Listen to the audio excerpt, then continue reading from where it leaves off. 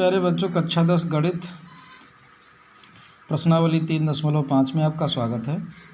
देखिए, question number 1 में कह रहा है कि निम्न रैखिक समीकरण युग्मों में से किसका एक अद्वितीय हल है, किसका कोई हल नहीं है, या किसके अपरिमित रूप से अनेक हल हैं। अद्वितीय हल की स्थिति में उसे वज्र गुणनखंड विधि से ज्ञात कीजिए।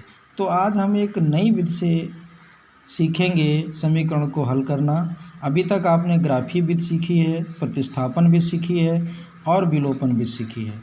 अभी तक आपने वज्र गुणनखंड विधि नहीं सीखी है। तो सबसे पहले हम ये देखते हैं कि किसका अद्वितीय हल होता है और किसका कोई हल नहीं होता है और किसके अपरिमित रूप से अनेक हल होते हैं। ये पीछे हम बता भी चुके हैं। फिर से आप समझ लीजिए कि यदि आपका A1/A2 का अनुपात बराबर होता है B1/B2 के और बराबर होता है C1/C2 के, तो समीकरण के अपरिमित रूप से अनेक हल होते हैं। तो अपरिमित रूप से अनेक हल होते हैं, अनेक हल होंगे।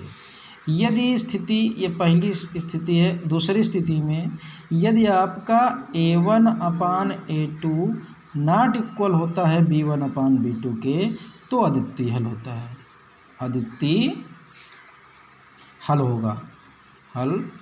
होगा। और जब अद्वितीय हल होगा तभी हमें उसको सवाल को हल करना है। तीसरी स्थिति में ये होता है यदि A1/A2 बराबर है B1/B2 के परंतु नॉट इक्वल है C1/C2 के, तो इसका कोई हल संभव नहीं होता है, कोई हल संभव नहीं होता है। तो इसके बाद में अब हम सवालों को अच्छी प्रकार से लगाएंगे। आप देखिए, सवाल पहला है ये, इसको हल करिएगा।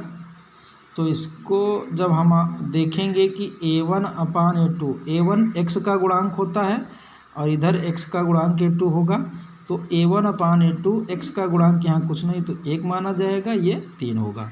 तो A1/A2 ये हो गया। और B1/B2 y के गुणांक -3/-9, इसको काट दीजिए। 3 का नाम 3, 3 त्रिका 9, माइनस माइनस भी कट जाएगा, तो 1/3 आ गया। फिर आप C1/C2 निकालिए। तो C1/C2 जब निकालेंगे तो -3/-2, माइनस माइनस कट जाएगा, बराबर 3/2। यहाँ पर देखते हैं, चूँकि A1/A2 बराबर B1/B2 और नॉट इक्वल C1/C2, इसलिए समीकरण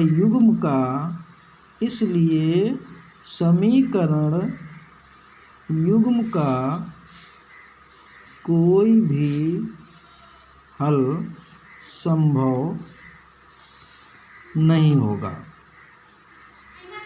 कोई भी हल संभव नहीं होगा। तो हमें इसको हल नहीं करना है। अगर अद्वितीय होता तो हल करना होता। आगे